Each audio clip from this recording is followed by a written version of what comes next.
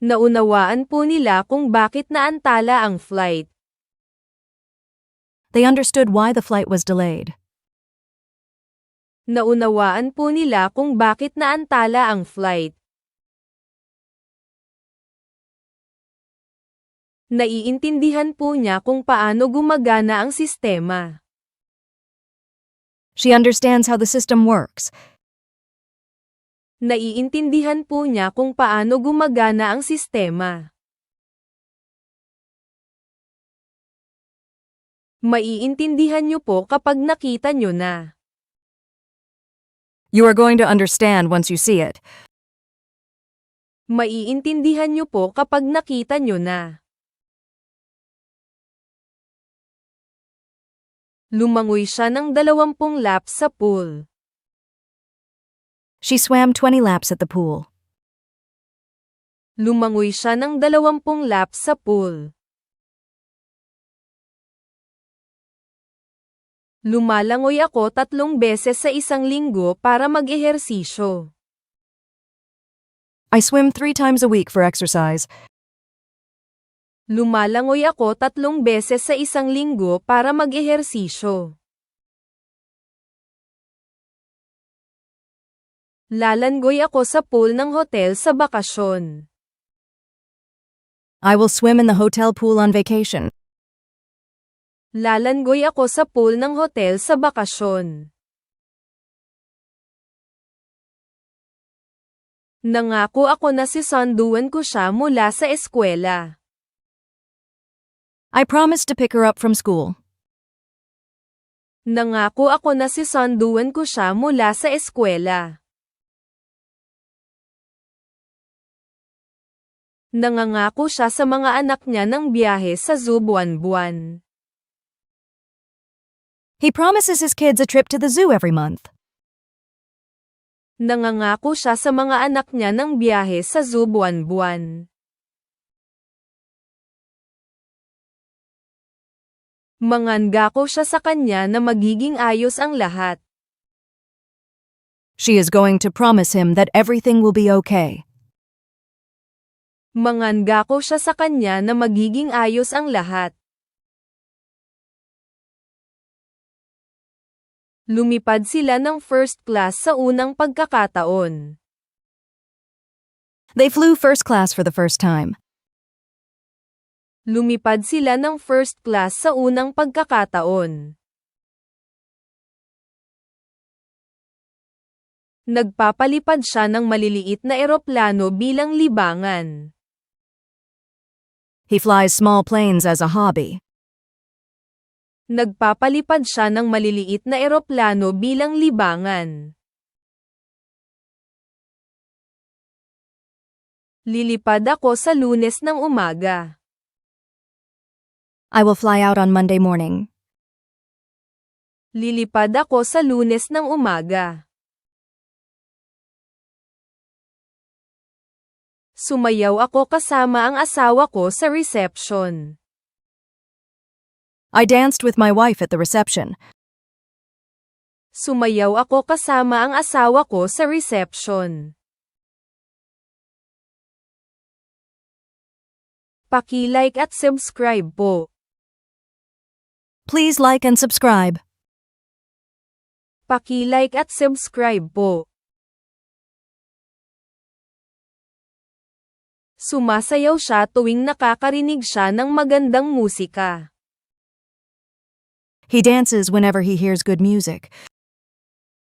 Sumasayaw siya tuwing nakakarinig siya ng magandang musika. Sasayaw siya sa talent show. She is going to dance in the talent show.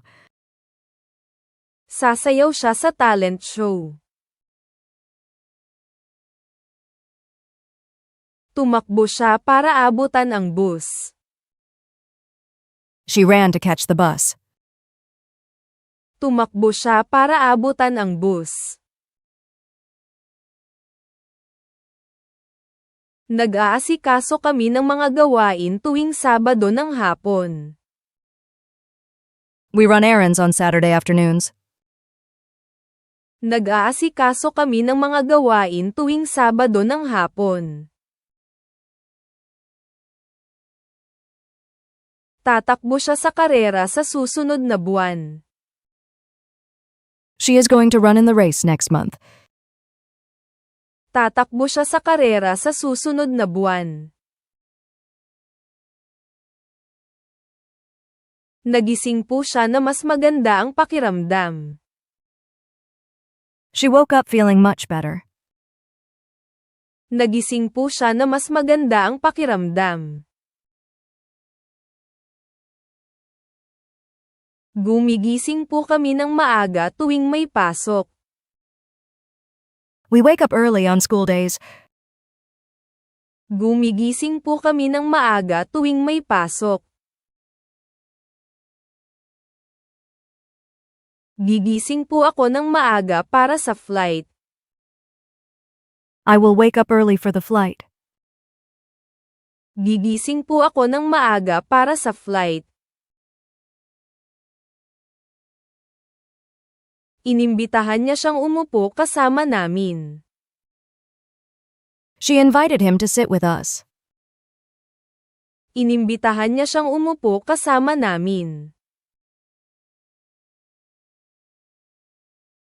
Inaanyayahan namin ang mga bagong kapitbahay para makilala ang lahat. We invite new neighbors to meet everyone. Inaanyayahan namin ang mga bagong kapitbahay para makilala ang lahat. Iimbitahan mo sila sa housewarming party. You are going to invite them to the housewarming party. Iimbitahan mo sila sa housewarming party. Binili nila ang bahay nila 5 taon na ang nakakaraan.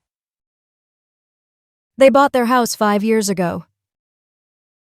Binili nila ang bahay nila 5 taon na ang nakakaraan.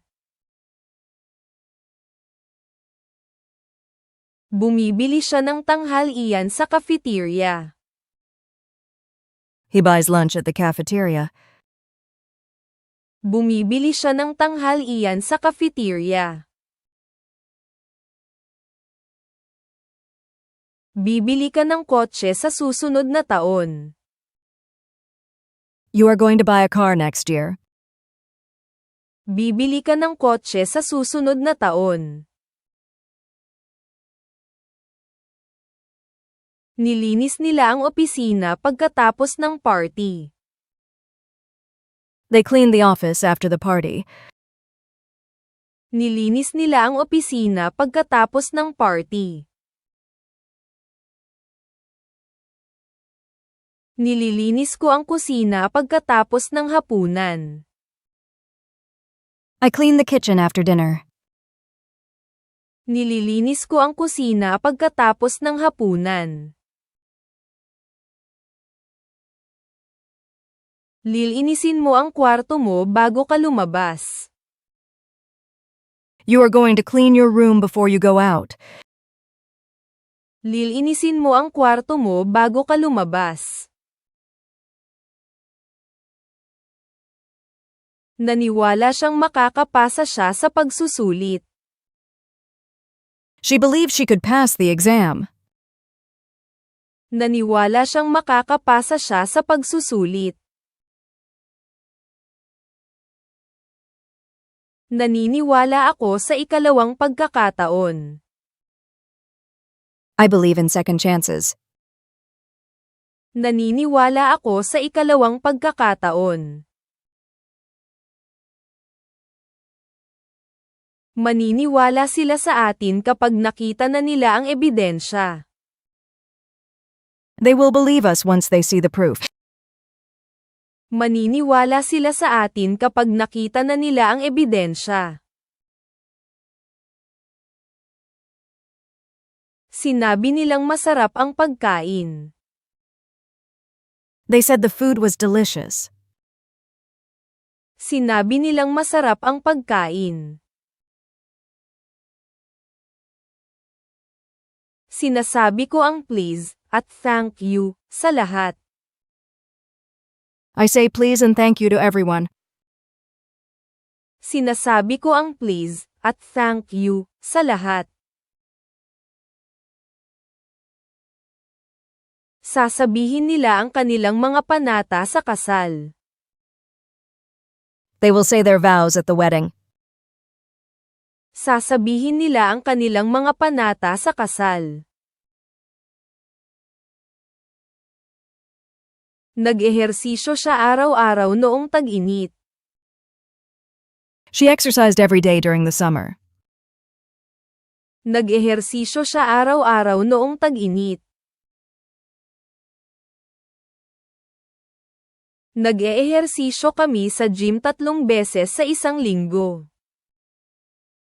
We exercise at the gym 3 times a week.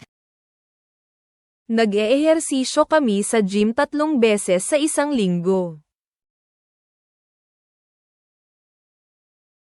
Mas mag-eehersisyo ako simula sa susunod na linggo. I will exercise more starting next week. Mas mag-eehersisyo ako simula sa susunod na linggo. Galing sila sa Mexico originally. They came from Mexico originally. Galing sila sa Mexico originally. Dumarating siya sa klase on time. He comes to class on time. Dumarating siya sa klase on time. Pupunta ako sa party mo. I will come to your party. Pupunta ako sa party mo. Tumulong sila na magtayo ng mga bahay para sa komunidad. They helped build houses for the community. Tumulong sila na magtayo ng mga bahay para sa komunidad. Tinutulungan ko ang mga anak ko sa kanilang homework. I help my kids with their homework. Tinutulungan ko ang mga anak ko sa kanilang homework. Tutulungan kitang lumipat ngayong weekend. I will help you move this weekend. Tutulungan kitang lumipat ngayong weekend. Pumili sila ng pangalan para sa sanggol. They chose a name for the baby. Pumili sila ng pangalan para sa sanggol.